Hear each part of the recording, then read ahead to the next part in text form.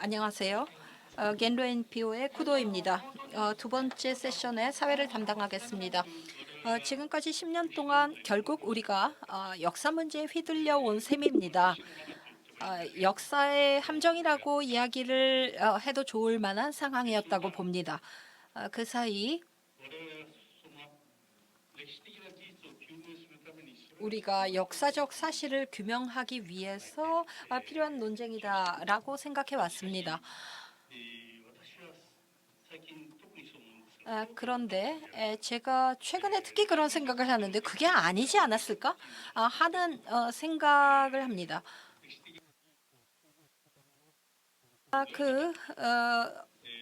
역사적 논쟁을 규명하기 위한 게 아니었다고 생각합니다. 아이덴티티 정치는 존엄의 정치다. 그 승인을 얻지 못하면 분노의 정치로 변한다라는 이야기가 있습니다. 최근 10년 동안 일본인과 한국인은 진정으로 역사적 사실을 규명하기 위해서 다투어 왔을까? 라고 묻는다면 그렇지는 않았고 민족적 존엄, 즉 자신들이 그리는 자화상, 자존심 같은 것을 지키기 위해서 다투어 온 것이 아닐까. 일본에서도 역사 문제는 명예의 문제라고 발언한 사람이 있었습니다. 맞습니다. 그렇기에 쌍방이 명예를 걸고 다투는 한 이 문제는 해결되지 않습니다. 그 논쟁은 학자에게 맡기면 됩니다. 언제까지나 계속될 이 논쟁이 10년 동안 지속되어 왔지만 아무래도 이상하다 하는 점을 깨닫기 시작한 게 아닐까 생각합니다.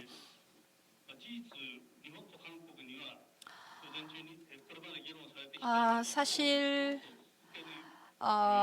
역사 논쟁을 더 이상 지속할 여유가 없습니다. 미중은 지정학적 경쟁을 하고 있는 것뿐만이 아니라 러시아가 우크라이나를 침공했고 북한은 ICBM뿐만이 아니라 전략 핵무기의 개발에 착수했습니다. 그리고 타이완 해협에서 대만 해협에서도 긴장이 격화되고 있습니다. 다른 한편 5월 초 한국 대통령 선거에서는 대일 관계 정상화를 내건 정당이 나오면서 윤석열 후보가 당선하셨습니다. 윤 대통령께서는 8.15 경축 그 연설 중에서 미래를 향해서 나아갈 때 한일의 역사 문제도 해결할 수 있다라고 말씀하셨습니다. 한일이 민주주의라는 보편적 가치 위에서 관계를 정상화하면서 역사 문제를 극복한다는 말씀이니까 이는 획기적인 것으로 받아들여야 할 것입니다. 윤 대통령께서는 100일 기자회견에서도 일본 측에서 우려하는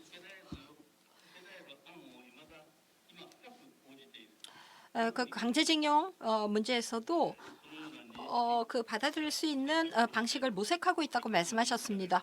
이것이 정책적으로 실행에 옮겨질 것을 기대하고 있습니다. 한국 정부가 최대 장애인 징용공 문제를 독자적으로 처리한다면 반도체 관련 대한 수출 문제라든가 지소미아 문제라든가 자위대 초계기에 대한 레이더 조사 문제 등 최근 우리를 고민하게 만들었던 많은 문제가 순차적으로 처리되어 갈 것으로 생각합니다. 한일 정상회담도 실현하리라고 생각합니다. 이를 통해 한일 사이에 새로운 전기가 마련될 것입니다. 물론 현실적으로 독일과 프랑스처럼 한일이 집단 안전 보장 체제에 공동으로 참여하거나 지역적 경제 통합으로 향하는 것을 당면에서 생각할 수는 없겠습니다만 그래도 한일이 각각 미국의 동맹국이고 민주주의와 시장주의 경제 체제 또 자유, 인권이라는 기본적 가치를 공유하고 있습니다. 또한 핵무기나 미사일 개발에 여념이 없는 북한의 위협에 공동으로 대응할 수 있습니다. 나아가 미중 간의 지정학적 경쟁 체제의 틈새 끼어 있는 어려운 문제조차도 한일은 공유하고 있습니다. 달리 말하면 대외 전략을 공유하고 조직적 연계를 강화함으로써 독일과 프랑스처럼 한일은 공동의 정체성을 키워나가는 것 또한 가능하리라 봅니다. 역사인식의 일치가 대외 전략의 일치를 가능하게 하는 것이 아닙니다. 오히려 대외 전략의 공유가 집단적 아이덴티티를 육성하고 역사인식의 접근을 가져오리라고 생각해야 하지 않을까요? 이 세션에서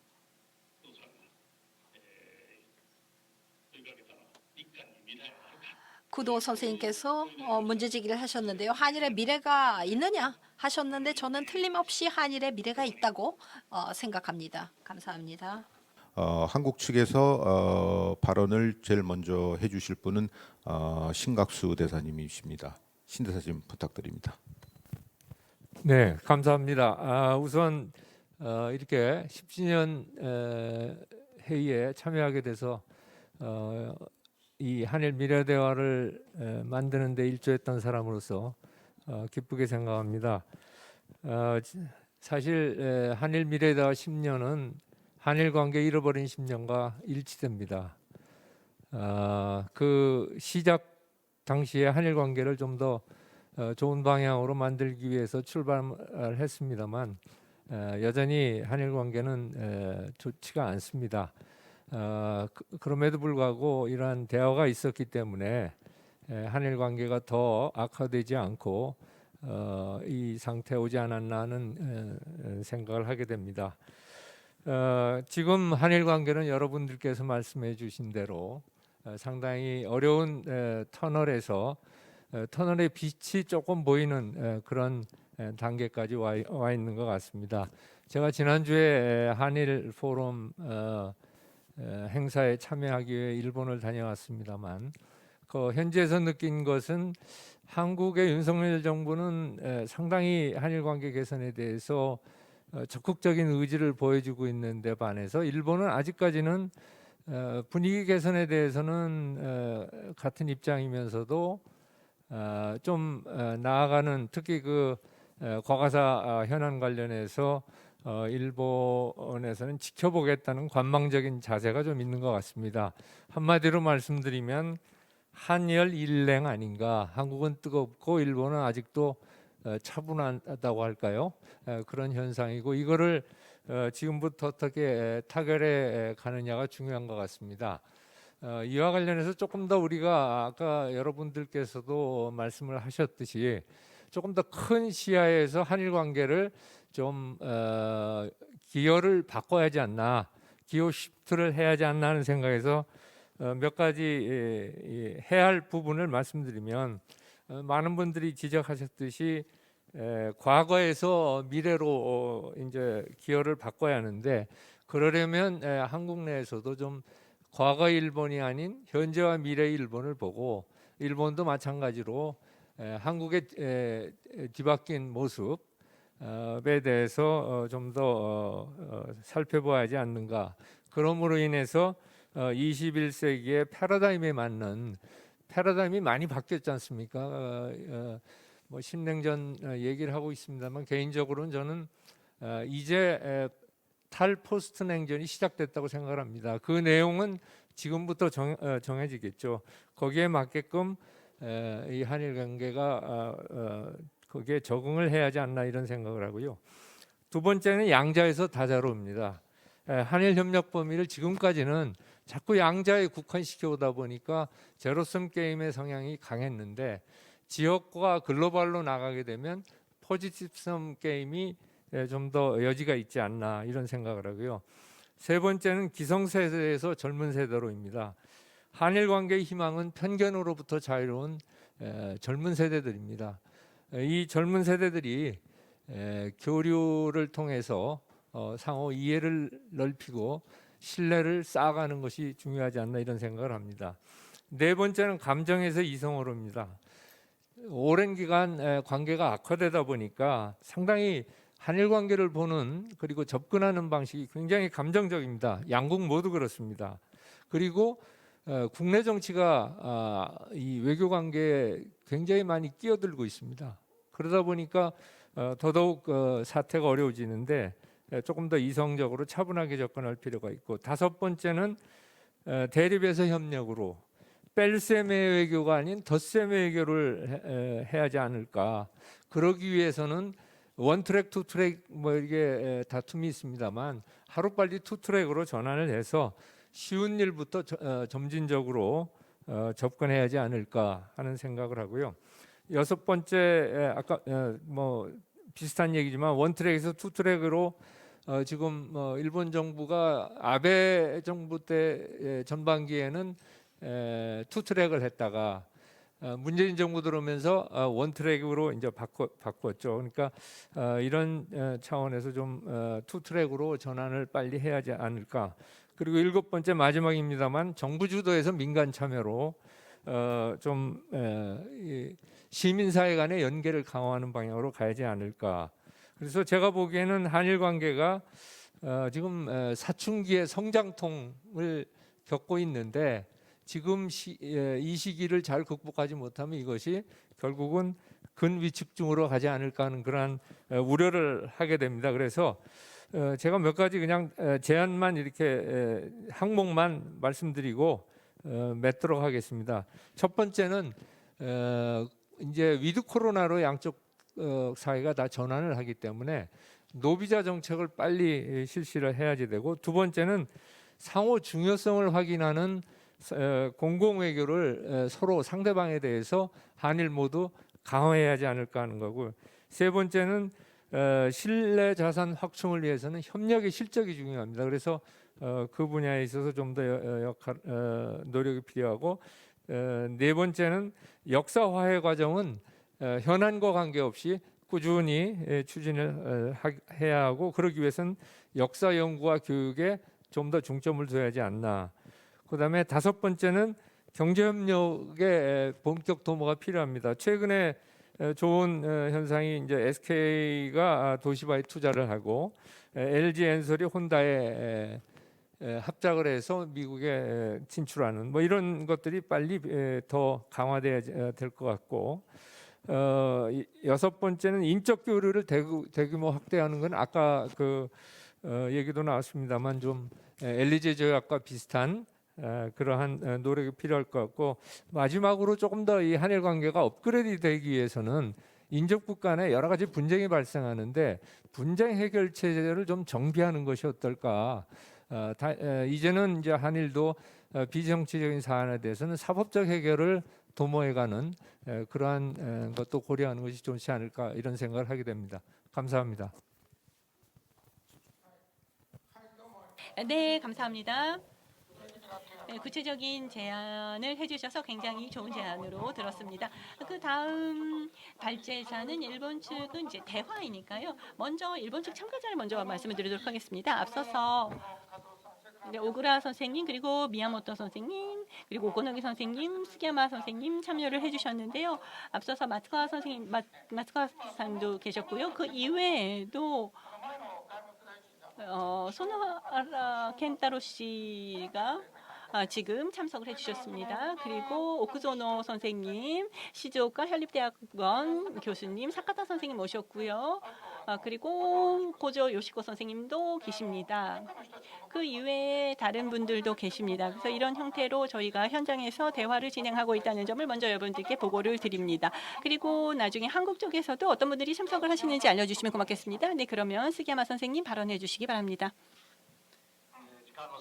네, 시간 제한이 있기 때문에 간단하게 말씀을 드리도록 하겠습니다.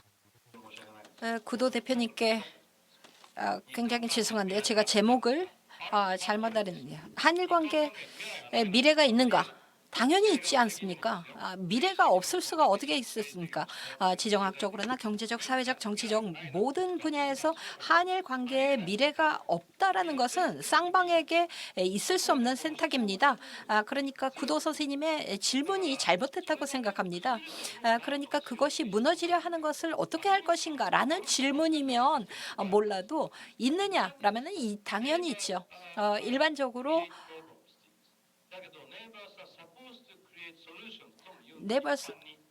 네, 지금 영어 그 표현으로 말씀을 하셨는데요. 한일이 우리가 한일 간에서 협력해야 한다는 것은 운명으로 맺어져 있는데 그것이 무너지려 하고 있는 것이 우리의 출발이라는 것입니다. 거기에 미국과의 동맹이라는 공통의 기반이 있습니다. 공통 기반은 한마디로 말씀드리면 미국은 위대한 해양 국가입니다. 대륙이기는 하지만 대체로 세계 대양의 그 기동 부대를 가지고 9개 이상의 항모를 가지고 움직이는 그런 해양 국가입니다. 네이비. 영국이 예전에 그랬고 일본, 미국도 그렇게 하려고 하고 있고 인도, 중국 다 그렇게 하고 있습니다. 그렇다면 일본은 어떻습니까? 일본은 이 항행의 자유 지금 부대를 가지고 있지는 않지만 일본은 해양 국가가 된다는 것은 아무도 부정하지 않으리라 생각합니다. 자위대 인원으로 보자면 자위대가 그 국토 방위를 하는데요. 한국은 반도 국가입니다. 그런데 대륙 국가를 지향하는 것이 아니라 한국 자신이 어떤 성격 규정을 하는가는 한국분이 정할 문제라고 생각하지만 한국 또한 해양 국가를 지향한다는 것이 한미일의 바닥에 있는 그 개념이 아닐까 생각합니다. 결론만 말씀드리고 다음으로 넘어가겠습니다. 그러한 한일이 큰 문제를 지니고 있습니다. 위안부 문제라든가 강제징용이라든가 레이저 문제라든가 조사 문제라든가 여러 가지가 있습니다. 그런데 제가 지금은 정부가 떠났기 때문에 강제징용 대법원 판결 문제들을 생각할 때 일본에도 최고재판소가 그 문제의 판결을 많이라고는 하지 못하지만 많이 있거든요. 국제법 전공자 입장에서 보면은 이 최고재판소의 이 판결이 이상하지 않냐라는 전형적인 예가 여러 가지가 있습니다. 근데 이 대법원 판결도 제가 국제법 전공자로 볼 때 청구권과 경제협력의 여러 가지 1조, 2조에 완전하고도 최종적으로 해결됐다는 그 부분에 위배되는 것뿐만이 아닙니다. 기본조약의 2조에 1910년 조약을 얘기를 하는데 이제 무효라는 것이 확인된다는 already, null 이 얘기를 할 때 already라는 것을 한국 정부는 1910년 조약을 포함해서 처음부터 원천적으로 무효였던 그것을 물리치지 않았죠. 일본은 이를 국제법적으로 문제가 아니라고 이야기를 하고 있습니다. 그러니까 그 부분을 이야기하지 말자라는 것이 합의였는데 이 판결이 그것을 뒤집었기 때문에 문제인 것입니다. 그러니까 청구권 문제를 뛰어넘은 커다란 문제가 여기에 있습니다. 그런데 한국에서는 대법원이 판결을 내리면 아무리 윤석열 대통령이 싫어도 누가 대통령이어도 이것을 따를 수는 없습니다. 그게 민주국가입니다. 그리고 그것이 사법의 권한이니까요. 일본도 마찬가지입니다. 아까 말씀드린 것처럼요. 그러니까 누가 대통령이 되어도 이거를 바꿀 수는 없습니다. 그러니까 일본은 이것이 국제법에 위배되지 않느냐. 이게 평행선일 수밖에 없는 겁니다. 그런데 국제법의 원칙은 국제법과 국내법의 상극을 일으킨 것이 문제다라는 이야기를 하거든요. 그 주체가. 그런데 그런 얘기만 하다 보면은 이 평행선을 해결할 수 없으니까 외교에서는 국제법을 따라서 하지만 국제법을 활용해서 지혜를 짜내는 것이 외교다라는 것이 저의 확신입니다. 그러니까 상대가 잘못했다, 나는 못한다. 이런 것을 주장만 해봤자 평행선입니다. 그래서 거기에서 지혜를 짜내는 것이 외교관의 역할이고 정치 지도자의 역할입니다. 그걸 앞으로 해야 되는 거고 윤 대통령은 하려고 하고 있는 것 같습니다. 그러면 일본은 어떤가? 일본도 하려 할 것인데요. 속도가 느립니다. 그 말씀을 강하게 말씀드리면서 아마 6분 됐을 것 같습니다. 이상 마치겠습니다. 네, 조금 더 말씀 들었으면 좋았을 뻔했습니다. 그 한국 측의 다음 발언하실 분은 노웅래 국회의원입니다. 현재 민주당의 민주연구원장을 맡고 계십니다. 노 의원님 부탁드립니다. 예, 반갑습니다. 더불어민주당 싱크탱크 민주연구원장 노웅래 의원입니다. 앞서 우리 일본의 우리 발제자분이 한일 관계에 미래가 있느냐 이렇게 말씀하셨는데 미래가 있기 위해서 이렇게 오늘 이 자리가 있는 거고요. 벌써 10년이 됐다고 생각합니다. 동북아 세계 정세가 급변하고 있고 한일 양국 관계는 영내 항구적인 평화와 안정을 위해서는 핵심적인 요소라 해도 과언이 아닐 것입니다. 그런데 한일 관계는 우리가 원하지 않게도 위안부나 강제징용 등 이 과거사 문제, 지금의 문제가 옛날 문제로 해서 악화 일로를 계속 걸어왔던 게 현실인 거고요. 그 배경에는 과거사 문제뿐만 아니라 한반도 평화 프로세스에 대한 입장 차이도 함께 놓여 있다고 할 수 있겠습니다. 그런 가운데 바이든 행정부의 트럼프 행정부와의 지금 국제 관계를 보는 시각도 많이 달라지고 있는 것 같습니다. 미국의 글로벌 리더십 복원과 대중국 견제 네트워크를 구축해 가면서 한일 관계에도 일정한 변화의 모멘텀이 작용하고 있는 것도 사실입니다. 미국 입장에서 볼 때는 한국과 일본, 분명히 미국의 가장 성공적인 동맹 국가로서 미국 주도 세계 체제에 대한 가능성을 전 세계에 과시할 수 있는 모범 사례라고 할 수 있을 것입니다. 그렇기 때문에 한일 관계 정상화는 미국 입장에서는 자국의 세계 전략이 성공하기 위한 필요 조건이라고 해도 과언이 아닐 것입니다. 바이든 행정부 이 필요 조건을 성사시키기 위해서 나아가 한미일 협력 관계 복원을 추진하고 있습니다. 즉 아메리카 퍼스트에서 전통적인 동맹 관계를 중시하는 이쪽으로 미국의 전략이 변하고 있는 것입니다. 문제는 한미일 협력 관계의 복원과 지속은 한일 관계 정상화가 전제되어야 한다는 점입니다. 한일 관계 정상을 위해선 과거사 문제 그리고 한반도 평화 프로세스에 대한 한일 양국의 접점이 찾아지는 게 중요할 것입니다. 과거에는 그 접점이 찾아졌습니다. 고노다마, 93년, 95년 무라야마 다마, 그리고 98년에 김대중 오부지의 한일 공동선언, 그리고 2010년에 칸다마가 그것을 말해주고 있습니다. 한일 양국이 1965년 국회 정상화 이후에 함께 이뤄냈던 성과를 확인하고 90년 탈냉전 일본 측 역사인식의 진전을 재조명한다면 한일 관계 새로운 지평은 분명히 열 수 있다. 저는 이렇게 확신합니다. 지금 한일 양국은 과거사 이외에도 함께 해결할 과제들이 많습니다. 인구 감소 문제, 저출생 고령화 사회 도래, 포스트 코로나 시대, 그리고 기후 변화와 탄소 중립, 그리고 지금 현안으로 드러낸 북핵 문제까지 미래 세대를 위해서 협력해야 할 현안들이 굉장히 많습니다. 동북아시아의 평화와 세계 평화를 위해서는 중국의 역할도 중요하다는 점을 빼놓을 수 없습니다. 전통적인 한미일 협력 관계 복원이 결코 중국의 배제를 의미하는 것은 아니어야 할 것입니다. 한국과 일본이 힘을 모은다면 미중 관계에도 일정한 역할을 할 수 있을 것이라고 봅니다. 그런 점에 있어서 한일 관계 정상화는 매우 중요하다고 봅니다. 이걸 이제 푸는 방법이 문제라고 생각합니다. 문제는 지금 이 문제를 어떻게 푸냐, 단칼에 풀 수 있느냐, 단칼에 풀긴 어려울 것입니다. 그러니까 다른 문제를 스스로 풀리게 하는 것이 방법이지 않을까 이렇게 봅니다. 그러니까 그렇다고 스스로 푼다고 그래서 이 문제를 방치하거나 무관심하자는 건 아닙니다. 오히려 그 반대입니다. 이 문제를 둘러싼 환경을 조금씩 바꾸고 쉬운 문제부터 하나씩 풀어나가면서 단계론적으로 접근한다면 시간이 걸려도 해결할 수 있다. 저는 이렇게 봅니다. 급하게 풀려다가 문제를 더 악화시킬 수도 있다고 봅니다. 이런 경우에 스스로 풀릴 수 있도록 문제 해결의 조건을 하나씩 조성해야 된다고 봅니다. 아까 신각수 우리 대사님도 말씀 주신 것 같은 그런 맥락이라고 할 수 있겠습니다. 다행히 우리 국민들의 정서가 조금씩 개선될 조짐을 보이고 있습니다. 그러니까 기성세대가 아니고 이제 젊은 세대 위주로 이제는 우리 한일 관계도 봐야 될 거다 이런 생각합니다. 일본 내각부의 여론조사 2020년에 있었는데요. 한국의 친근감을 느끼는 일본인은 35%에 불과하지만 우리 젊은이들 29세 이하의 경우에는 55%가 한국의 친근감을 느낀다고 하고 있습니다. 분명히 이거는 변화의 조짐을 볼 수 있습니다.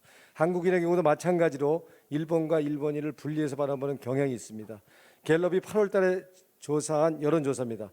20대 한국 젊은이들이 일본에 대한 호감도는 34%에 불과하지만 일본인에 대해서는 62%가 친절한 일본에 대한 호감을 느끼고 있다고 합니다.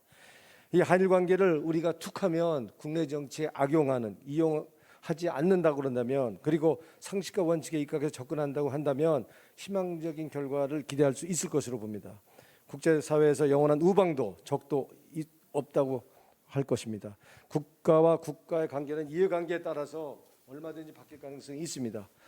그러니까 전후 동서냉전의 세계 질서, 그러니까 미국의 일극 체제가 재편되었으나 중국과 러시아 등의 부상으로 또다시 재편기를 맞고 있습니다. 분명한 것은 과거처럼 어느 한쪽의 불행이 다른 한쪽의 행운이 되는 시대는 오지 않는다는 겁니다. 그렇게 보는 이유는 첫째, 과거에는 일본이 아시아의 대표 선주였지만 이제는 중국도 또 하나의 대표 선수로 등장했습니다. 작년 중국의 GDP는 17조 7천억 달러입니다. 일본의 4조 9천억 달러의 3배가 넘습니다. 둘째, 2018년 OECD 자료에 따르면 한국의 구매력 기준 1인당 GDP는 4만 2천 달러로 일본 4만 1천 달러 일본을 추월했습니다. 스위스 IMD 국제경영개발대학원이 발행하는 새 경쟁력 영감에 보면은 2020년 한국의 국제 경쟁력은 세계 23위, 일본은 34위로 10단계 우리가 상향하고 있습니다. 또한 영국의 경제지 모노클은 2020년 한국의 소프트 파워를 1위인 독일에 이어서 세계 2위로 발표했습니다. 영화, 드라마, K-팝 등 소프트 파워 면에서 한국은 세계 수준에 도달했습니다. 그러니까 한일 관계가 질적인 변화를 예고하고 있는 것입니다.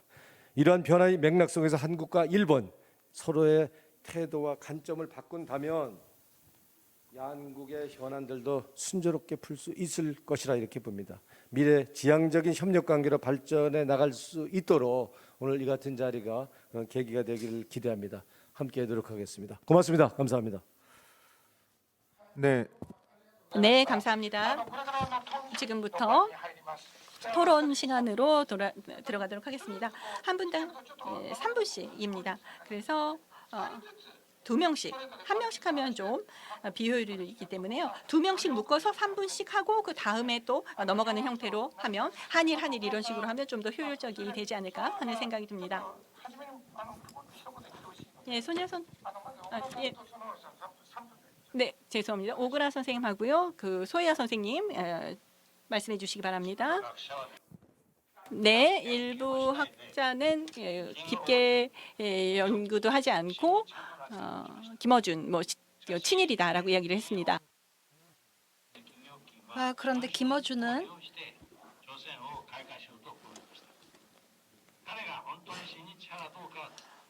이 사람이 친일파인지 어떤지는 연구를 해야 할 거라고 생각합니다.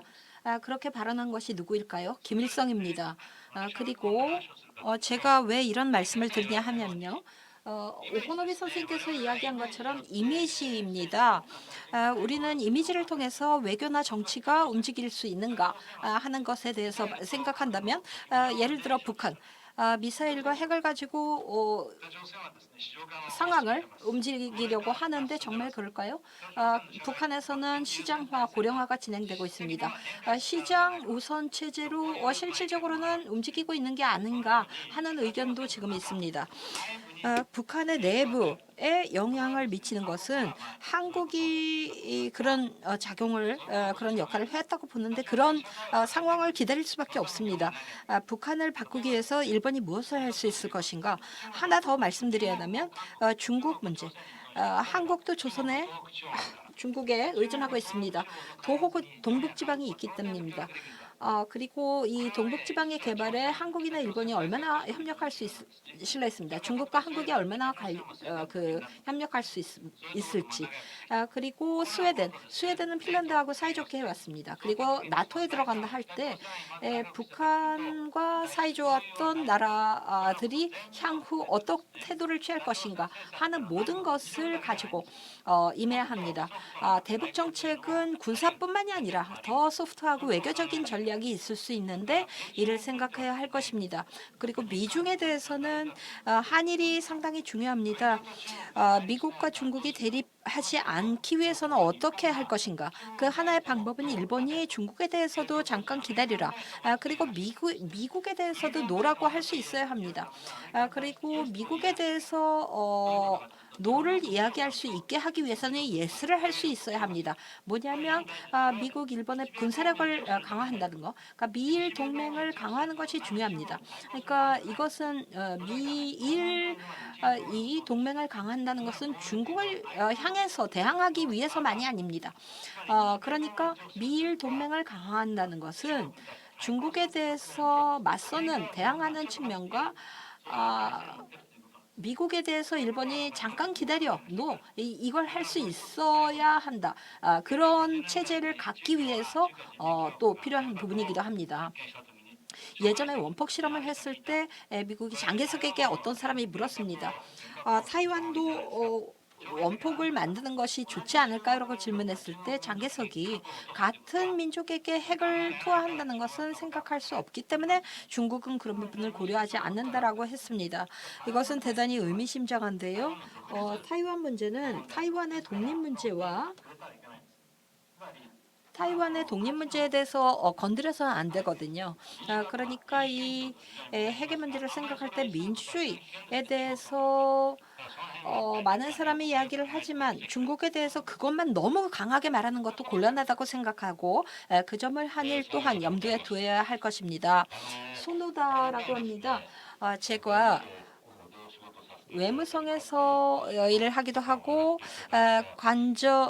총리 관저에서 보좌관을 했던 경험을 통해서 말씀드리자면 일본에 우리에게 있어서 한국과 약속을 하더라도 과연 그대로 지켜질 것인가 하는 불신감이라고 말씀드릴까요? 그 부분이 우리에게 대단히 강하게 있다는 점을 먼저 말씀드리고 싶습니다.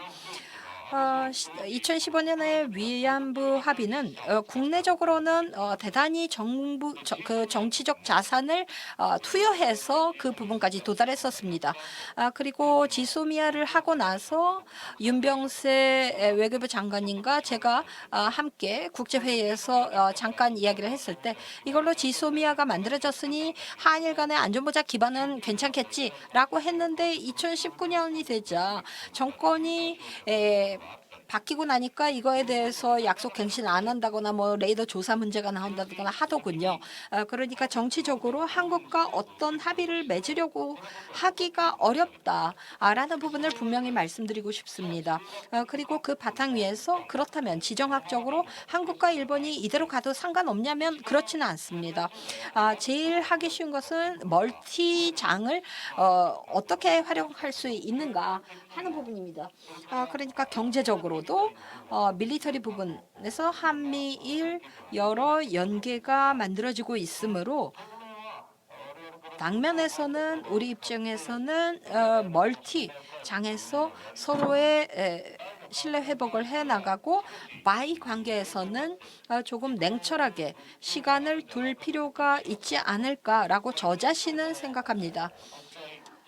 그러니까 이 국제적인 미중 대립이나 우크라이나 문제라든가가 있는 가운데에서 안전보장 면에서 볼 때도 현재 한일 관계가 바람직하지 않다는 것은 파악이 되어 있으니까요. 어떻게 하면 해결할 수 있을지 여기에서 멀티의 장에서 함께 한일이 실적을 쌓아가는 것이 첫 발을 내딛는 길이라고 저는 생각합니다. 네. 감사합니다. 손열 원장님. 한국 측인데요. 그 발언에 앞서서 조금 늦었습니다만 한국 측 참가자 소개를 좀 드리겠습니다. 이미 발언을 하신 분들은 뭐 보셨으니까요. 그리고 지금 발언을 아직 안 하셨고 참석을 하시는 분은 그 박태호 법무법인 광장 국제통상연구원장 그리고 전 그 통상교섭본부장님 나오셨고요. 박태호 본부장님 옆에 심규선 동아시아 죄송합니다. 동아일보 고문님 동아시아 연구원도 고문해 주시고 그 옆에는 박영준 국방대학교 교수님 나오셨고요. 그 옆에 이정환 서울대학교 교수님 나오셨고 그 옆에는 니시노 주냐 지금 뭐 한일 우호를 위해서 특별히 일본 대표로 나오신 것 같고요. 자 저쪽에 카메라 저기 이승주 중앙대학교 교수님 나오셨고요. 그 옆에는 국립외교원의 윤석정 교수님 나오셨습니다. 발언 신청을 하신 분이 두 분 계시고요. 심규선 고문님 먼저 3분 부탁드리고 바로 이어서 박영준 교수님 3분 부탁드리겠습니다.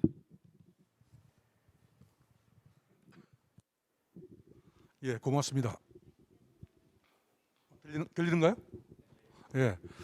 사실 뭐 올해가 10년이 됐다는데 기사 같은 걸 보면은 그 한일 간에 있었던 그 여론조사 중에서 가장 많이 인용되는 게 바로 이 동아시아 연구원과 그다음에 갤런 NPO 그런 면에서 두 번째가 제가 볼 때는 뭐 일본 내각부 조사 그다음 세 번째가 아마 한국일보하고 요미우리 신문 정도가 아닐까 싶어서 10년 동안 상당히 진짜 괄목할 만한 그런 어떤 그 연구 업적을 남겼다 그런 면에서 축하를 드리는 바입니다.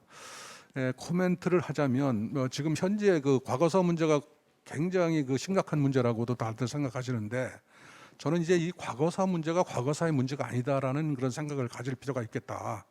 무슨 얘기냐면 저는 이제 과거사 문제가 미래의 문제로 바뀌어 버렸다.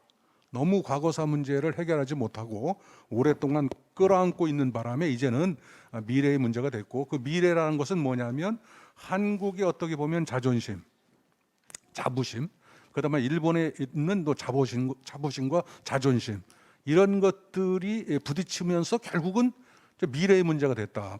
저는 뭐 명백하게 지금 현재 과거사 문제는 이제 미래의 문제로 바뀌었다라고 생각하기 때문에 위정자들이든 뭐 또는 뭐 국민들든 간에 과거사 문제 하나만 해결하면 한일 관계가 좋아질 것이다라는 사고 방식은 이제는 버릴 때가 됐지 않았는가라는 생각을 갖고 있고요. 그런 면에서 저는 일부에서는 이런 말을 하는데 이게 한국과 일본의 관계가 작은 투키디데스의 함정이 빠진 게 아니냐, 미니 투키디데스의 함정에 빠졌다. 저는 그렇게 봅니다. 그래서 우리가 좀 커나가는 한국과 그 다음에 과거의 영광을 가지고 있는 일본이 서로 부딪히면서 생기는 갈등이 결국은 한일 갈등 아니겠나 이런 생각을 좀 가질 필요가 있다. 그랬을 때 신흥 강국의 입장에서 신흥 국가는 제대로 대접을 못 받는다는 불만이 있고 그 다음에 기존의 어떤 그 패권을 가졌던 국가는 불안을 느끼고 그래서 불만과 불안에 부딪히는 건데 실제로 한국과 일본이 좀 그런 거 아닌가 이런 문제 의식을 가질 필요가 있다는 것이고요. 그다음에 두 번째로 요즘 그 현안 문제에 관련해서 지금 뭐 많은 사람들이 얘기했지만 두 가지 괴리를 제가 좀 느끼고 있습니다. 하나는 뭐냐면 전문가들이 가지고 있는 또는 위정자들이 가지고 있는 한일 관계의 생각과 일반 국민들의 생각이 너무 괴리가 크다. 즉 여기에 모이신 여러분들께서는 한일 관계를 풀어야 된다고 이렇게 강력하게 얘기하고 있지만 요 문 밖에만 나가도 일반 국민들을 설득하기가 대단히 어렵다. 아까 뭐 안호영 교수님, 총장님도 말씀하시고 여기도 많이 나왔지만 결국은 우리들이 가지고 있는 생각을 일반인들한테 어떻게 전파할 것이냐라는 그런 아까 공공의결을 우리 신각수 대사도 말씀하셨지만 그런 문제들이 봉착하고 있다는 것이고요. 또 하나 문제는 뭐냐면 일본과 한국에도 지금 괴리가 생기고 있다. 지금 아까도 얘기했지만 한국은 그래도 정권이 바뀌고 나서 이 문제의 심각성을 알고 풀려고 대단히 애를 쓰고 있지만 그런 면에서 볼 때 일본에서는 조금 좀 떨어지는 게 아니냐. 제가 지금 민간 협의회에 들어가고 있고 그다음에 지난번 우리 신대사와 마찬가지로 한일 포럼에 다녀왔고 그다음에 오늘 나오는 얘기들 결국은 일본이 정치적인 어떤 그 헤게모니를 이니셔티브를 발휘하기 좀 어렵다든가 국민들이 굉장히 한국에 대해서 어려운 혐한적인 감정을 가지고 있다. 그래서 대단히 어렵다라는 말씀을 하시는데 그런 거를 보면서 자 그렇다면 한국은 그러면 굉장히 움직이기가 편한가? 저는 한국도 예전에 기존에 가지고 있던 그 반일 감정이 전혀 누그러지지 않았다고 저는 보는 사람입니다. 다만 윤석열 정부가 새로 등장해서 이 문제의 심각성을 어떻게든 풀어보려고 애쓰고 있다는 것이 다를 뿐이지 일반 국민은 다르지 않았기 때문에 이 시점을 일본이 어떻게 볼 것인가 그런 문제에 대해서 좀 일본이 고민을 해주시면 좋겠고요. 마지막으로 제가 드리고 싶은 말씀은 이 문제는 제가 볼 때는 피해자 그룹과 그다음에 두 번째 한국 국민의 여론 세 번째 일본의 어떤 그 협조가 없으면 해결되기 어려운 그런 문제인데 현재 피해자 그룹과 국민 여론을 어떻게 완화시키기 위해서는 지금 노력하는 것이 보이는데 일본이 만약에 이 문제를 기존의 생각대로 한국이 독자적으로 또는 한국이 책임지고 라는 그런 어떤 태도를 바꾸지 않는다면 제가 볼 때는 윤석열 정부라고 해서 무슨 뾰족한 수가 있는 건 아니지 않을까 그런 생각을 좀 일본 그룹에서 좀 알아줬으면 좋겠다. 이것은 옳고 그름하고는 상관없습니다. 예를 들어서 우리 한국이 약속을 깼기 때문에 우리가 뭐 전부 해야 된다라고 계속해서 주장을 하신다면 그건 얼마든지 주장을 받을 수 있겠지만 어쨌든 옳고 그름과 상관없이 현실은 그렇다는 부분을 오늘 여러 전문가들이 있는 자리에서 좀 지적하고 싶습니다. 네, 저는 한일 우호 협력을 위해서 3분 이내로 코멘트를 좀 드리겠습니다. 먼저 일본 측에서 소노우라 선생님께서 한국이 약속을 지키지 않는 나라라고 하는 한국이 약속을 지키지 않는 나라. 저는 국방대학교의 박영준입니다. 지금 저는 이제 소노우라 선생님과 스기야마 신스케 대사님의 어떤 발언에 대해서 뭐 코멘트와 또 질문을 좀 드리려고 합니다. 그 소노우라 선생님께서 한국이 약속을 지키지 않는 나라라고 하는 인식들이 일본에서 보편적으로 있다. 그것이 이제 한일의 어떤 협력 관계 회복을 방해하고 있다, 그런 지적을 해주셨는데, 사실 한국이 지난 한 4, 5년 동안의 외교 정책에서 그렇게 자초한 면이 있다라고 생각됩니다. 특히 이제 한일 위안부 합의가 2015년도에 있었고 지소미아도 2016년도에 체결됐는데, 거기에 대해서 위안부 합의에 따라서 만들어진 화해 치유 재단을 우리 당시 정부가 해산했거나 또 지소미아를 파괴한다는 뭐 한일 관계 악화 속에서 했던 것은 저는 상당히 어떻게 보면 좀 외교적인 실책이었다고 생각하고요. 우리 정부 입장에서도 한일 관계 어떤 회복을 위해서는 그 지난 정부도 한일 위안부 합의에 인정한다 했기 때문에 그 합의에 따라서 만들어진 화해 치유 재단을 그건 우리 정부 결정으로 회복할 수가 있기 때문에 일본과 협력을 통해서 회복하는 조치를 취하는 게 좋겠고요. 지소미아의 활성화를 위해서 한일 정보교류 같은 것들, 특히 북한의 제1차 7차 핵실험 직면한 상황에서 재개함으로써 지소미아를 좀 뭐랄까 가시화하는 그런 조치가 필요하지 않겠는가 싶습니다. 소나우라 선생님의 말씀에 대해서 그 정도 코멘트 드리고요. 스기야마 대사님께서 미국과 일본이 해양 국가이고 한국도 해양 국가의 지향성을 가지는 것이 좋겠다, 그런 어떤 제안을 하셨는데, 저도 개인적으로는 뭐 자유민주주의 또 미국과의 동맹을 공유하는 한국이 해양 국가 연대를 통해서 뭐 자유민주주의랄까 안보 체제를 강화하는 것이 필요하다고 생각됩니다. 그리고 그런 차원에서 뭐 쿼드에 참가랄까 그런 것들이 필요하다고 생각되는데, 다만 이번에 EAI 또 개논 엠프의 조사에서 조금 걱정하는 것은 한국은 쿼드 가입에 대한 한국 사람들의 어떤 찬성도는 높지만 일본 내에서 상당히 작게 나왔고요. 한미일 안보 협력에 대해서도 한국 측 여론조사 결과는 적절히 나오지만 일본 측의 그 여론조사 결과는 상대적으로 작게 나옵니다. 그래서 그 또 일설에 의하면 일본이 이제 한국의 쿼드 가입에 대해서 상당히 소극적이다, 그런 얘기가 나오는데, 사실은 뭐 한국의 해양 국가로서의 어떤 정체성을 강화하기 위해서도 일본이 그런 점에 대해서는 좀 전향적으로 임해줄 필요가 있다고 생각되고요. 최근에 일본 학자들이 쓴 바에 의하면 뭐 서태평양 연합이라고 하는 구상을 얘기하면서 뭐 키타코 시니치 이런 분들이 썼습니다만은 그 거기에 이제 일본 또 타이완, 필리핀 또 남태평양 국가들은 포함되지만 한국은 일단 배제하는 걸로 일단 쓰셨고요. 그다음에 2018년도 일본 방위계획 등항 또 국가안보에서는 한국의 어떤 안보 협력 그 순위를 사실은 미국이랄까 뭐 인도, 호주보다도 뒷순위 했는데, 올해 이제 일본이 국가안보 전략서랄까 방위계획 등을 개정하게 됩니다. 근데 그런 데에서 조금 이제 한국과의 안보 협력을 좀 더 우선순위로 재평가하는 그런 것들이 필요하지 않겠나 싶은데, 거기에 대한 뭐 스기야마 대사님 의견을 좀 더 듣고 싶습니다. 이상입니다.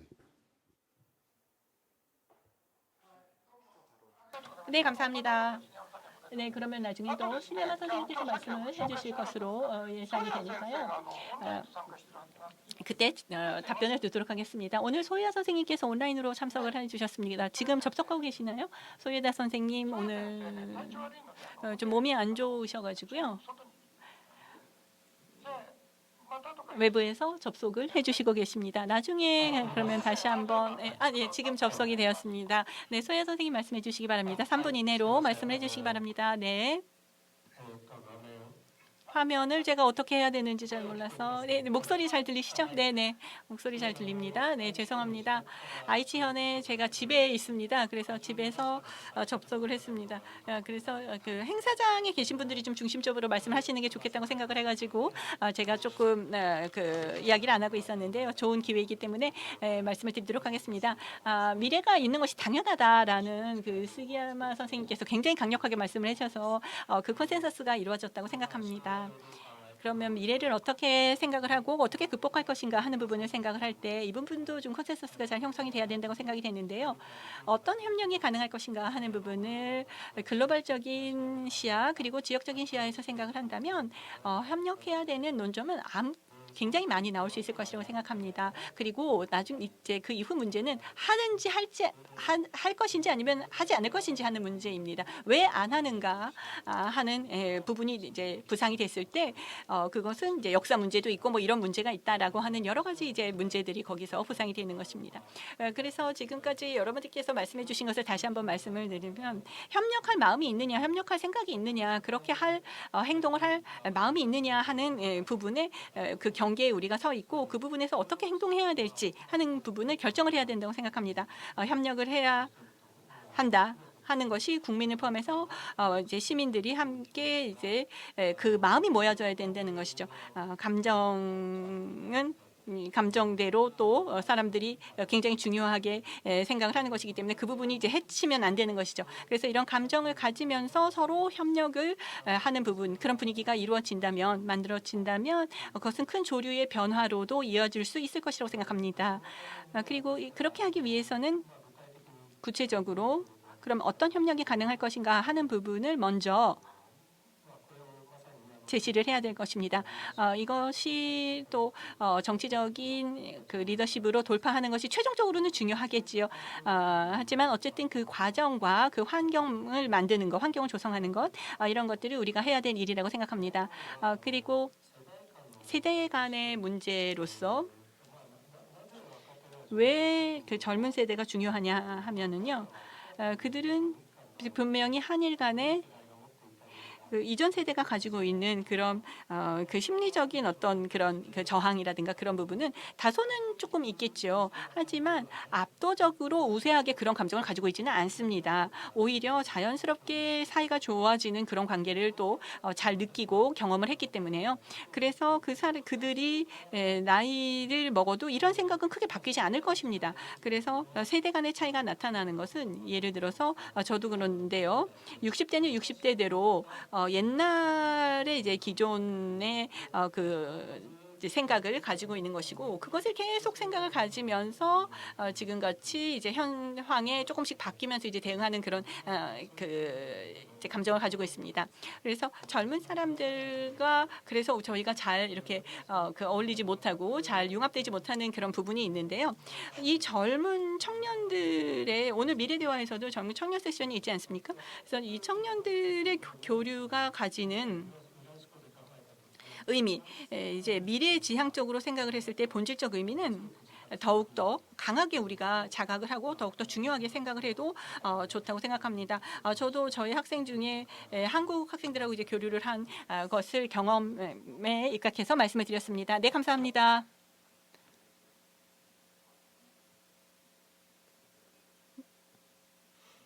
네, 그럼 다음 발언자로 넘어가도록 하겠습니다. 마이크를 사용하셔서 말씀해 주시기 바랍니다. 네. 네, 오크조노라고 합니다. 시조가 현립대학에 있습니다. 앞서서 손아라 선생님께서도 말씀을 해주셨고 그리고 또 손아라 선생님, 수혜 선생님께서도 말씀을 해주셨는데요. 문재인 정권에서 촛불 데모를 통해서 지금 촛불혁명을 통해서 또 정권을 또 탄생시킨 그런 정권이기 때문에 조금 그 여론하고는 조금 이제 그 상반된 그런 움직임을 보이는 경우도 조금 있었습니다.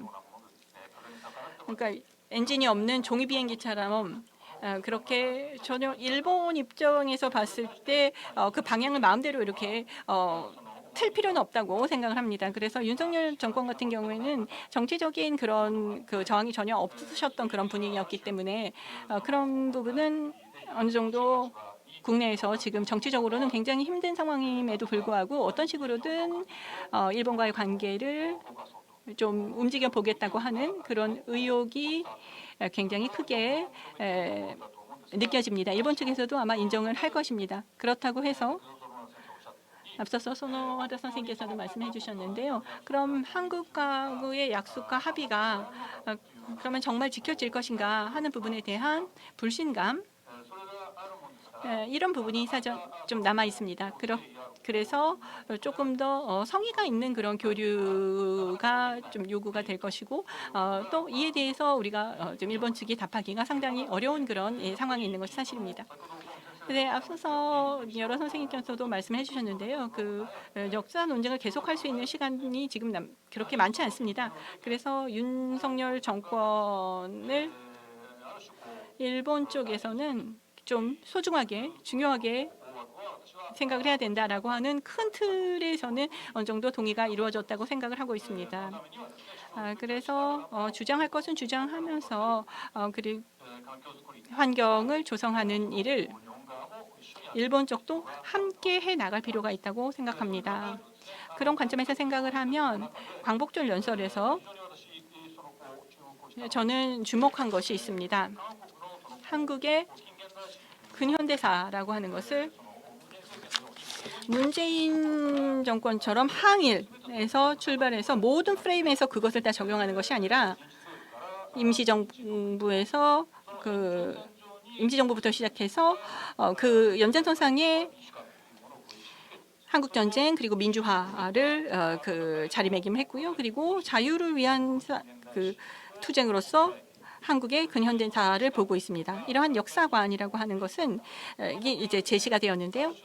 이것이 저는 항일에 너무 집착을 했던 입장에서 벗어나서 그러니까 문재인 정권과 비교를 해보면 지금 자유가 굉장히 도전을 받고 있는 상황에서 일본이 같은 측에 서 있는 파트너다라는 것을 명확하게 제시를 한 것입니다. 그래서 이런 좋은 찬스를 일본에서는 어떤 식으로든 잘 활용을 해야 될 것이라고 생각합니다. 네, 감사합니다.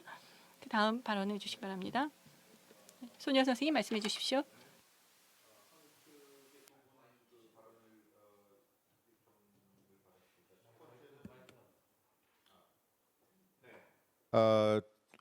그 두 분 발언 기회를 드리겠습니다. 첫 번째는 노웅래 의원님께서 추가 발언을 요청하셨고요.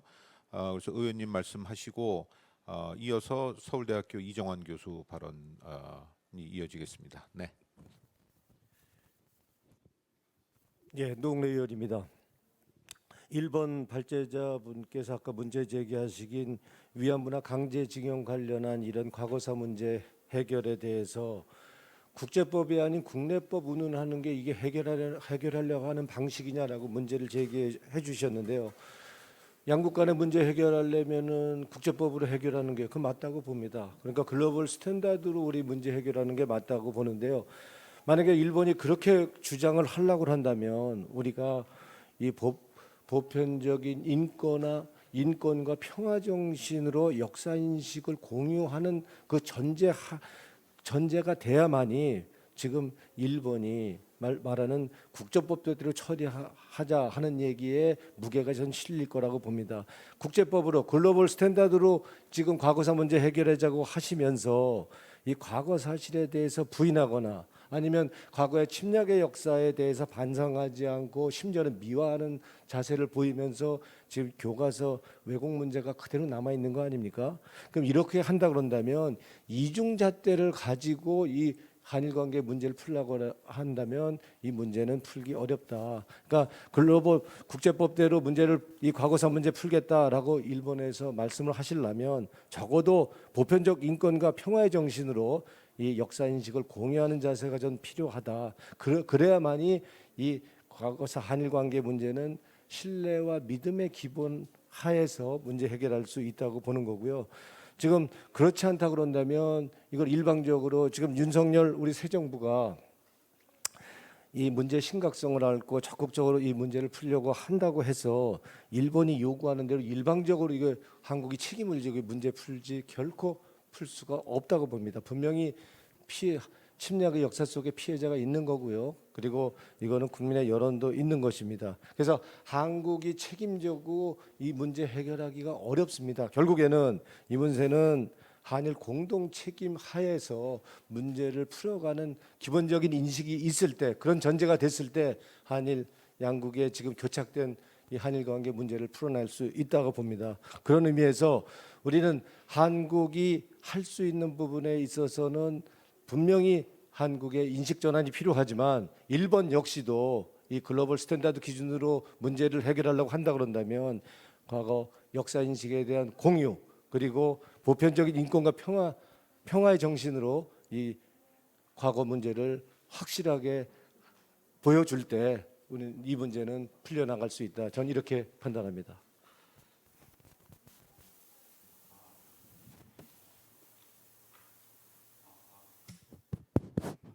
예. 소개받은 이정환입니다. 예. 저 3부의 발표를 또 하게 되겠습니다만은 2부에서 잠깐 말씀 좀 드리겠습니다. 그러니까 오늘 모든 참여하신 분들께서는 미중 경쟁 시대에 그러니까 한일이 어떻게 보면은 협력이 필요하다라는 거에 동의하시고 한일 협력을 위해서 역사 문제에 대한 관리가 필요하다라는 것에 대한 큰 전반적인 그 합의가 있으신 것 같습니다. 그러니까 그 부분에 있어서 근데 역사 문제의 성격에 대해서 우리가 한번 생각해 볼 필요가 있는 것 같습니다. 역사 문제가 우리 10년간의 사법화 문제가 있고 우리가 지금 전반적으로 역사 문제 사법화의 해결 방안에 대해서 초점이 주어져 있지만 좀 더 장기적으로 보자면 이 역사 문제는 좀 전에 노웅래 의원 말씀하신 것처럼 그러니까 인식의 차이였던 것으로 이해될 수 있겠습니다. 그러니까 요 사법화 문제가 해결이 된다 하더라도 요 인식의 문제를 좀 더 장기적으로 보자면 차별성이 있겠고, 근데 좀 더 어려운 부분은 제가 일본을 갖다가 좀 공부하는 사람 입장에서 보자면 일본 내에서 보자면은 정체성의 문제고, 그러니까 일본에 대한 스스로에 대한 자국 내에서의 그 로열티의 문제인 부분도 상당히 있지 않습니까? 그 한국에 대한 이야기가 아니고, 그리고 그 한국 내에서 다른 그 자국, 그러니까 한국에서의 역사의 문제이지만은 일본에서는 일본 스스로의 자기 내에 어떻게 보면은 지방사의 문제 아니면은 자기의 스스로의 역사의 문제이기도 하고 이런 부분에 대한 인식의 차이가 분명히 있고 여기서의 갭이라는 부분이 해소되지 않는 부분이 언제나 있습니다. 그러니까 이런 부분을 관리해야 되는 부분이 이거는 되게 장기 비전이고 쉽게 해결되지 않습니다. 이런 부분들은 그래서 남아 있는 거고 이런 부분들에 대한 관리는 한국만 해결할 수 있는 부분이 아닌 거는 2011년이죠. 헌재 판결 이전에 언제나 역사 문제는 망언의 역사였던 거고 망언의 그러니까 일본 측 정치인의 망언과 이에 대한 한국 사회의 분노 뭐 이런 것들의 역사로 보면은 양측의 엘리트 그룹들의 좀 주의 깊은 관리 이런 것들이 조금 그 스스로 양측이 좀 인식을 해야 된다라고 좀 보고요. 그 저는 좀 요 차원에서 좀 우려되는 거는 한국의 이명박 정권의 5년의 그 대일 정책의 패턴을 한번 조금 유념해 볼 필요가 있다고 생각합니다. 어떻게 보면은 지금 윤석열 정부의 대일 정책 향후 5년이 그 패턴으로 갈 가능성도 적지 않을 수도 있다라고 보거든요. 굉장히 적극적으로 화해 개선 노력을 하지만 일본 측에 있어서의 조금 더딘 대응 그리고 어떻게 보면 인식의 차이 부분에 있어서의 그 어떻게 보면 한국의 정책 결정자의 일본의 내부 맥락에 대한 적극적 이해도가 높은 건 아니니까요. 그런 부분에 있어서의 나에 대한 이해 부족, 나의 정성을 그 일본 측이 그 수렴하지 못한다, 이해하지 못한다라는 거에 대한 좀 리액션으로서의 반대 방향 가능성도 없는 건 아니다. 뭐 이런 쪽도 한번 신경 써봐야 되지 않을까, 뭐 이런 생각도 듭니다. 예, 이상입니다. 일본 측 넘기겠습니다. 네, 감사합니다. 그러면 소노야 선생님 그리고 네네. 두 번째 발언하겠습니다. 아까부터 사고가 그 인식이라든가 생각의 차이 등등이 있는데 생각이 다르기 때문에 외교 당국이나 정부가 합의를 만들려고 하는 겁니다. 그러니까 그 합의에 입각해서 하자는 것을 저희가 말씀드리는 것이기 때문에 그 부분에 대해서는 오해가 없도록 해주시면 좋겠습니다. 그리고 아까 쿼드 얘기가 나왔습니다. 배제당하고 있는 게 아닌가 하는 말씀이 있으셨는데요. 이 쿼드는 자유롭고 열린 인도태평양이라는 사고가 있고 이에 기초해서 그러면은 이 틀을 가지고 해나가자라는 식으로 만들어져 있는 것입니다. 그러니까 프리 앤 오픈 이라는 부분에서 가장 중요한 것은 포섭성입니다. 그러니까 동참할 수 있는 데는 어디든 하자라는 사고입니다.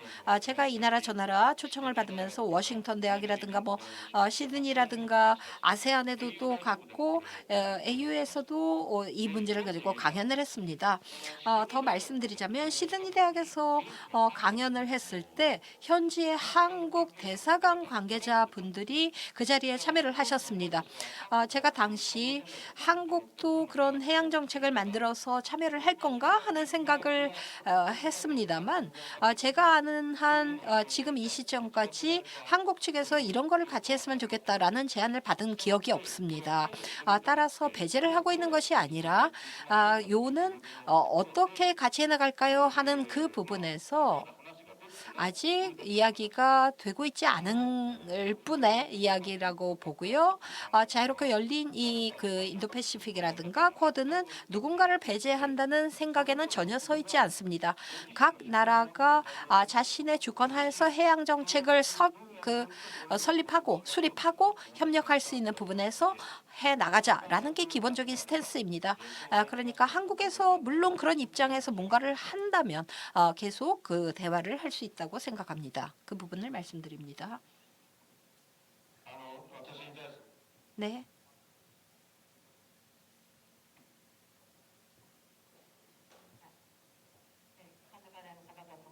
네, 사카타라고 합니다. 먼저 이번에 10주년 기념 심포지움에 참가하게 되어 대단히 기쁘게 생각합니다. 먼저 첫째, 동아시아 연구원과 언론 NPO의 활동은 정말 큰 성과가 있었다고 생각합니다. 민주주의 국가인 한일의 관계는 정부뿐만이 아니라 민심이 중요하다고 생각합니다. 그리고 그런 민심을 데이터로서 어떤 어려움이 있는 시기에도 정말 착실하게 제시해 오셨던 것은 정말 중요한 의미가 있다고 생각합니다. 그 부분을 첫 번째로 확인해 두고 싶습니다. 두 번째로 미래가 있는가 하는 점입니다. 미래가 있다고는 하지만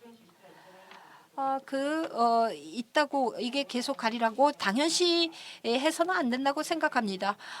미래는 만들 것인가 안 만들 것인가 라는 것이죠. 지금 만들지 않으면 미래는 없을 것입니다. 그러니까 만들어 나가야 합니다. 실제로 제가 근무하는 대학의 학생들도 가볍게 지금 한국을 여행하고 있습니다만 차세대를 위해서 미래의 청사진을 만드는 길을 열어나가야 하겠습니다. 세 번째로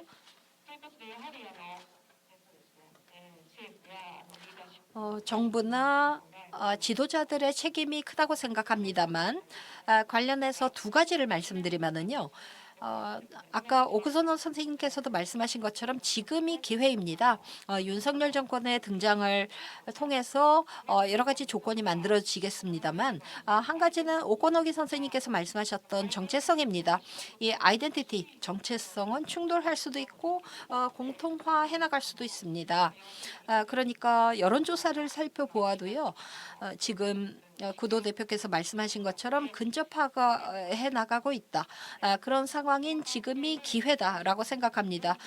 관련해서 리더십 지도자 문제를 보면 윤 대통령의 8.15 연설에 이 부분이 중요하다고 생각합니다. 정체성 관련된 것인데요. 과거 우리의 자유를 되찾고 지키기 위해서 정치 지배로부터 탈피해야 하는 그런 대상이었던 일본은 지금 세계 시민의 위협을 세계 시민의 안전을 위협하는 북한에 맞서는 그 이웃 나라입니다라고 그런 취지의 발언을 하셨습니다. 굉장히 오랜만에 이런 취지의 발언을 당당하게 해주셨다는 것이 일본 측으로서도 감사한 일입니다. 일본에서도 더 적극 이 부분을 받아들여야 할 것이라고 생각을 하고요. 기시다 총리께서 이 부분에 호응할 수 있지 않을까 또 기대를 해봅니다. 1분 말씀드리겠습니다. 실제 여론조사에서도 설문 6번의 상대국의 사회 정치 체제의 모습 부분을 제가 늘 주목하고 있습니다만 서로 다가서고 있다는 의미에서 평화, 민주주의, 자유주의. 한국 측은 일본은 그런 나라다라고 생각하는 그 수가 조금 늘어났기 때문에 다행이고 더 늘어나기를 또 바라고 있습니다. 그리고 마지막으로 이를 위해서 지금까지의 10년 동안 한일 관계에 나치판과 컴파스가 없는 상태에서 경랑에 휩쓸려 왔다고 생각을 합니다. 윤 정권에서 말씀하시는 김대중 오부치 선언 2.0 이를 또 말씀하시는 분이 많이 계십니다만 이 2.0 버전을 윤 정권이 지속되는 동안에 만들어가는 것이 일단 중요하다고 생각합니다. 선진국과 선진국의 관계 98년 당시 즉 김대중 오부치 선언 당시에는 선진국과 앞으로 지금부터 선진국이 될 한국의 관계였는데요. 지금 2.0을 생각할 때는 선진국 대 선진국의 관계를 만들어 나갔으면 합니다. 네, 감사합니다. 구도 대표님, 저희가 시간이 한 7분 정도 남아 있습니다. 그 한국 측에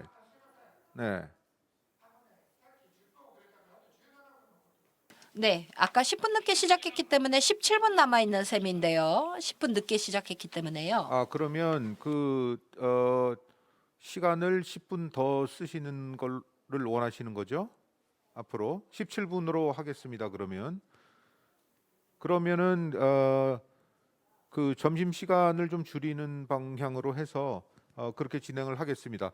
자, 그러면 한국 측에서 두 분 발언을 하게 되겠고요. 구도 대표님께 한 가지 좀 말씀을 드리면 그 일본 측의 니시노 주냐 교수께서 발언 신청을 하셨습니다. 그거는 구도 대표께서 그 판단을 하시고 위성락 대사님 발언해 주시고 이어서 신각수 대사님 발언 이렇게 가겠습니다. 네, 저는 위성락입니다. 지금까지 한일 관계의 좀 매크로한 측면의 여러 가지 관점들을 잘 경청했습니다. 저는 좀 작은 현안에 치중해서 말씀을 드려볼까 하는데 징용 문제입니다. 사실 이 문제가 최대 현안이 돼 있고 이 문제를 잘 처리하지 아니하면은 매크로한 얘기를 하기가 쉽지 않은 것이 현실입니다. 새 정부가 들어와서 많은 노력을 하고 있고 또 그러한 노력이 일본 측에도 좋은 인상을 주고 있다고 생각이 됩니다. 또 상당한 기대도 불러일으켰다고 보여집니다. 수개월이 지났는데 지금까지의 경과를 보거나 지금 하고 있는 것의 전망을 보면 저는 낙관할 수 없다고 생각합니다. 아주 불안하게 생각합니다. 새 정부가 들어서서 민관 협의회를 출범시킨 것은 적절하고 바른 방향이지만 저는 그 조치의 강도는 아주 부족하다고 생각합니다. 일종의 하프 메저라고 생각합니다. 예상대로 그 협의체는 적절한 방향이었지만 강도가 충분치 않았기 때문에 여론이나 분위기를 크게 바꿔가지는 못했고 그 안에서 많은 논란이 생겨서 지금 앞으로의 행보가 불투명하게 되었습니다. 다시금 우리 쪽에서는 새로운 상황을 타개하기 위하여 고위급들이 직접 이해 당사자하고 접촉해서 설득하는 노력을 전개하려고 합니다.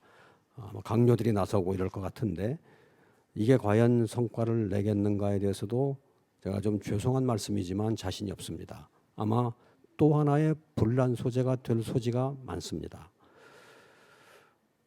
지금 이 노력들은 다 정부 차원에서 열심히 하는 거지만 정부 혼자 하려는 겁니다.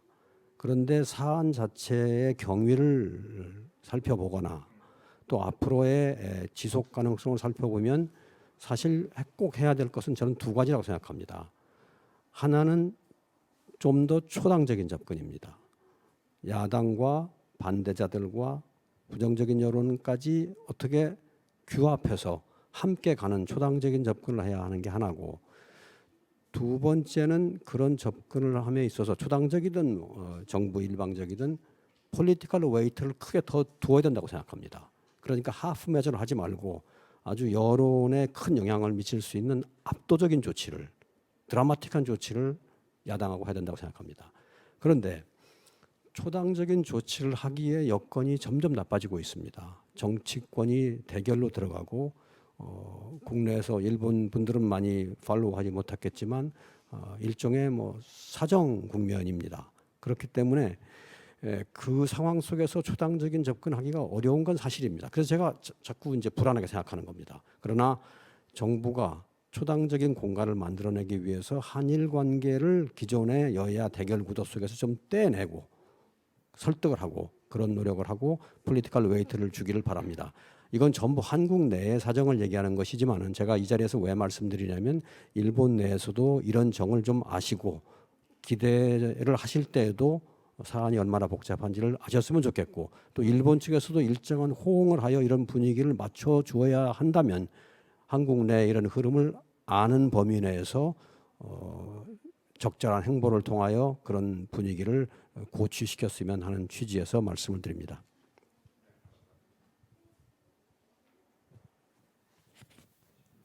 예. 네. 대부분 코멘트를 하셨기 때문에 제가 뭐 발표자로서 말씀드릴 건 그렇게 많지 않은 것 같습니다만은 소노우라 전 부대신께서 그 한국이 약속을 안 지키는 나라다라는 것이 굉장히 일본 내에 강하다 이런 지적을 했습니다만은 저는 한일 관계를 하는 데 있어서 서로 조심해야 할 사항이 있다고 생각합니다. 그게 뭐냐면 어느 쪽이든 정의를 독점하려고 하는 현상이 벌어지면 가뜩이나 정치적으로 상당히 이 복잡한 한일 관계를 더더욱 어렵게 할 공산이 큽니다. 왜 이런 말씀을 드리냐면 물론 아까 소노우라 부대신께서 얘기하신 그러한 점이 뭐 한국 측에 뭐 전혀 없다는 것은 아니고요. 물론 그러한 측면이 있습니다만 일본 측에서도 보면은 과거사를 대하는 데 있어서 일관된 입장으로 계속 전진해 왔냐면 저는 그렇게 생각하지 않습니다. 아베 정부에 들어와서 과거사 인식에 대해서 상당히 역진 현상이 벌어졌고 그 역진 현상 때문에 한국 내에서 반일이 강화되고 이러한 서로 상승작용이 있었다는 점을 일본 쪽에서도 분명히 인지를 하시고 이 대법원 판결이 이제 사실은 가장 큰 일본 내에 그러한 인식을 가져오게 된 계기였습니다마는 그 대법원 판결에 대해서도 아까 스기야마 전 대사께서 얘기하신 것처럼 어느 나라나 국제법, 국제 약속을 위반하는 경우가 다 있습니다. 한국도 했고 일본도 했고 그것이 최근의 일에도 있습니다. 그렇기 때문에 제가 말씀드리고 싶은 것은 누가 잘못했느냐를 한일 간에 따질 것이 아니라 닥친 문제를 어떻게 현실적으로 국제법 내지는 국제 원칙에 준거에서 풀어갈 것인가에 있고 강제징용 문제도 마찬가지입니다. 그런 차원에서 한국의 대법원 판결과 일본이 준거로 삼고 있는 1965년 청구권 협정 사이에서 양측을 만족시킬 수 있는 최대한의 공약수가 담긴 해법을 만들고 그것을 한국 측이 일본과 협의를 해서 일본 측이 여기에 도움을 주는 그런 방식으로 해결을 해야 한다고 생각하고 아까 우리 유성락 대사께서 얘기하신 대로 한국이 그러한 윤석열 정부가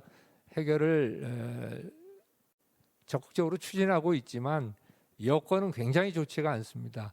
그리고 또 하나 말씀드리고 싶은 것은 이번에 실패하면 아까 이정환 교수 말씀대로 이제는 한일 관계는 제가 발표에서 말씀드린 대로 근위축중으로 떨어져서 더 이상의 기회는 오지 않습니다. 그렇기 때문에 일본 측에서도 보다 적극적으로 한국이 먼저 이니셔티브를 취하면 거기에 호응하는 그러한 협력적 자세로 문제를 풀어야 한다는 점을 말씀드리고 싶습니다. 이상입니다.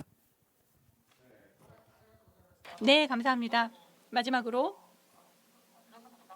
여러 가지를 제가 생각을 하고 있는데요. 오코노기 선생님 발표자셨기 때문에 발언자셨기 때문에 조금 말씀을 해주시겠습니다. 2분 정도 그 다음에 말씀해 주시고요. 원래는 그 니시노 선생님이나 미야모토 선생님께도 발언을 듣고 싶은데 거기까지 시간이 안 될 수도 그 있겠네요. 시간이 먼저 안될것 오카노기 같습니다. 선생님 부탁드립니다. 네, 제가 알겠습니다. 보기에는 한 분 한 분 하면은 끝날 것 같아요. 예, 알겠습니다. 예. 네, 좀 길게 얘기 안 하고 간단히 말씀드리겠습니다. 이전부터 불만으로 느꼈던 부분이 있습니다. 그것이 한국으로부터 지적이 되어서 더더욱 심각하다고 느낀 점이 있었습니다. 그것은 한국 내의 분단 상황입니다. 여야의 분단. 대일 정책에 있어서는 특히 그 부분이 달라지게 됩니다. 정권이 교체되면 그 부분이 달라지거든요. 그렇게 될 때 현재 윤석열 정권과의 사이에서 우리가 새로운 관계를 구축했다고 하고 5년 뒤에 어떻게 될지 모른다. 혹은 지금 말씀 같으면 그런 일이 가능할지 어떨지도 모르겠다라는 불안감. 이 부분은 저도 막연하게나마 계속 품고 있던 의문이었고요. 그리고 그러한 의문을 갖고 있던 부분이고 또 감각입니다. 이건 어떻게 할 수가 없는 부분이 있습니다만 그런데 그냥 방치해두면 어떻게 되냐면 더 나빠질 것 같은 느낌도 듭니다. 그러니까 도중까지 하고 한일의 화해 프로세스, 정상화 프로세스, 뭐 아직 프로세스가 아닐지 모릅니다만 이것이 실패에 그친다면 누군가가 말씀하신 것처럼 앞으로는 정말 두 번째 기회가 안 올 수도 있다는 그런 불안감. 이것은 일본의 정책 담당자들도 상당히 신중하게 생각해야 할 부분이라고 느끼고 있습니다. 네.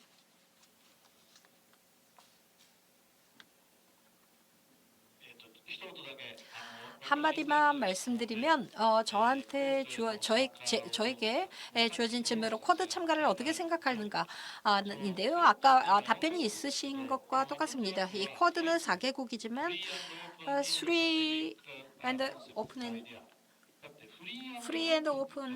프리 앤드 오픈이라고 표현이 되고 있지 않습니까? 그러니까 정의상 이것은 누군가를 배제하는 것이 아니고 또 대중 정책으로 하는 것도 아니고 한국이 싫다고 생각하는 것도 아닙니다. 다만 이제 적절하게 제가 프랑스에 와달라고 또 가야 해서 좀 싫습니다만 누군가를 배제하는 것이 아니라 이 컨셉에 합치된 사람을 하나하나 확대해가면 되지 않느냐라는 생각입니다. 누군가가 아까 미국 주도라고 하셨는데 그렇지 않습니다. 트럼프 대통령 혹은 뭐 바이든 대통령 자기가 주도한다 그래서 뭐 그것도 좋을 텐데요. 이 아베 총리가 처음에 아이디어를 냈던 부분이거든요. 그러니까 원래는 일본 아이디어입니다. 그러니까 소노다 선생님이 처음에 말씀하신 거에 이상도 이하도 아닙니다. 그러니까 한국이 참여하고 싶으면 당당하게 말씀하신다면 그 내용을 확실하게 생각해서 다들 함께 상의하고 싶다는 부분을 강조하고 싶습니다. 그러면 한국 측 니시노 선생님 그쪽에서 발언해 주시면 좋겠습니다. 많이 됐기 때문에 한 1분 정도로 좀 짧게 좀.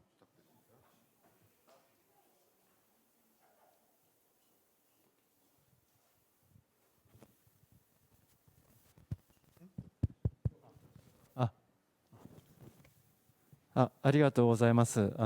慶応大学の西野です。先 감사합니다. ほどは 개요 대학의 焦ってそ 니시노입니다. のまま韓国語で 제가 아까 話してしまい 당황을 ました 해서 失礼しました 한국어로 그대로 발언을 第 해버렸는데 10回 실례가 の 많았습니다. 未来対話 제10회 한일 に 미래대화에 参加できてまず光栄 참가하게 であります 되어 第 영광입니다. 1セッションそれから第2セッ 제1 ションのお話が 세션과 제2 だいぶ 세션의 こう政府 말씀들이 レベルの話になってしまっ 꽤 ているよう 정부 な気が 차원의 したので 이야기로 흐른 やはり未来対話のいい 감을 ところは 받았기 こう 때문에 民間 제가 レベル 생각하기에 でのこ 미래대화의 う 좋은 점은요 対 민간 話とか交流を 차원에서의 促すという 대화 観点から 교류를 は私は 촉구하는 新学大使のお 것이라고 っしゃったこ 생각합니다. とですね。 그렇게 볼 このウィ 때 ズコロナ時代 저는 の 아까 ノービザ 신각수 であるとか 대사님께서 それ 말씀하신 から 것 両 위드 国の 코로나 시대의 国民に対する 노비자라든가 公共外 양국 交パブリックディプロマシーであるとか 공영 외교 それから 그 人的 공공 交流というのが 외교라든가 또 極めて 인적 重要だ 고리라는 と 것이 思い 대단히 ます。 중요하다고 생각합니다. 私今サバティカルで韓国 저는 に 지금 来ましたけれ 안식년으로 ども 한국에 やはり 방문 韓国の方々おっ 중입니다만 しゃるの 한국 は 분들께서 말씀하시는 것은 ビザをぜひやはりなくしてほしいと日本に行きたいと 없애주면 좋겠다. 일본에 가고 今 싶다. 韓国はノービザ 지금 ですので 일본에서 日本からは入 한국을 れますけれど 방문하려고 も 할 때 韓 노비자이기 国から 때문에 はまだ 들어올 수 入れないと 있지만 いう状況 한국에서 が 노비자로 続い 들어갈 수 ており 없다는 ます。 상황이 そ 지속되고 れからや 있습니다. はり首脳会談をぜひ 그리고 早期にやっ 정상회담을 ていただきたいと思 조기에 います。 개최하기를 바랍니다. 아무래도 이 정치 지도자가 어떤 결의를 하고 행동을 취하는가가 여전히 한일 관계에서는 대단히 중요합니다. 아마도 9월 유엔에서는 좀 어렵겠습니다만 11월 발리 회담 때는 꼭 한일 양국의 정상회담이 개최해 주셨으면 하는 바람입니다. 그리고 마지막으로 한국에서는 지금 한국판 인도태평양 정책이라는 것을 만들고 있는 것으로 알고 있습니다. 그 가운데서 아마도 한국과 일본이 어떤 형태로 인도태평양의 영역에서 협력할 수 있을 것인가도 이야기를 해주기를 기대합니다. 네, 한국 측 뭐 마지막 발언을 특별히 하시는 분이 없어서 제가 좀 정리를 좀 하겠습니다. 많은 말씀들을 주셨는데 첫 번째는 오코노기 교수님께서 지적을 하신 그 문제입니다. 지금 한일 간의 역사 문제라고 이름을 붙여서 얘기를 하고 있는데 사실상 그 역사 문제를 얘기하는 건 아니다. 다시 말해서 역사적 사실에 대한 해석과 관련된 문제, 역사 인식의 문제를 가지고 논쟁을 하는 것이 아니고 민족적 자존심, 일종의 민족주의죠. 그러니까 민족주의적인 차원에서 서로의 입장을 개진을 하면서 갈등을 하고 있다라고 하는 것, 그 점은 굉장히 중요한 점이라고 생각합니다. 따라서 지금 쟁점으로 얘기를 하고 있는 특히 일본 측에서요, 한국 측이 국제적 합의를 지키지 않는다라고 하는 그 문제는 역사 문제가 아니고 그것은 한일 간의 신뢰와 관련된 그 문제이기 때문에 그 문제는 그 문제대로 오늘 말씀이 계셨은 것처럼 풀어 나가야 되는 것이고 그거와 동시에 병행해서 역사 인식 문제는 분명히 남아 있다. 따라서 두 사안을 섞으면 안 된다. 그러나 이것을 정치적으로 서로 이렇게 블렌딩하는 그런 것들을 우리가 보고 있기 때문에 따라서 민간 입장에서는 그게 굉장히 분명히 눈에 들어오는 일이죠. 정치계나 정부 지도층에서는 그 점을 좀 분명히 분별을 좀 해서 얘기가 돼야 된다라는 그 말씀이 굉장히 중요한 말씀이고, 두 번째는 그거와 연결해서 바로 그렇기 때문에 이것은 한국이 이니셔티브를 취해야 될 혹은 일본이 이니셔티브를 취해야 될 문제가 아니라 양측이 공동 노력을 해야 된다라는 점을 저는 한일 양측에서 다 지적을 하신 걸로 지금 이해를 하고 있습니다. 그래서 두 번째 같이 가야 된다라고 하는 것, 그리고 세 번째는 마찬가지로 지적이 됐습니다마는 이거는 역시 좀 길게 봐야 된다. 다시 말해서 현금화를 풀었다고 해서 한일 관계가 회복되지 않는다는 우리 심 고문님 말씀하시는 게 정확히 그 문제를 다루고 있는 것인데, 따라서 현금화를 푼다 혹은 무역 규제를 푼다라고 하는 그런 이슈를 해결한다고 해서 한일 관계가 새로운 세상으로 신시대로 들어가는 것은 아니다. 따라서 길게 노력을 해야 된다라고 하는 그것이 정부 차원 혹은 그 민간 차원에서 같이 노력을 해야 된다라는 문제. 그리고 마지막으로는 많은 분들이 지적을 해주셨습니다만 이 기성세대나 혹은 기성 정치 지도층의 이런 그 일종의 그 스테레오 타입은 상당히 그 경계를 해야 된다. 특히 그런 인식들이 젊은 층으로 이게 확산이 되게 되면은 한일 양국이 다시 어려움에 빠질 가능성이 높기 때문에 지금 청년 세대를 중심으로 해서 이렇게 보이는 어떻게 희망의 빛이라고 얘기할까요? 그런 것들을 우리가 좀 잘 살려나갈 수 있는 지혜가 필요하다라는 그런 말씀들을 또 해주셨습니다. 그래서 그 제가 그 한 이렇게 4가지 정도로 좀 그 감상을 말씀드리고 구도 대표께 넘기겠습니다.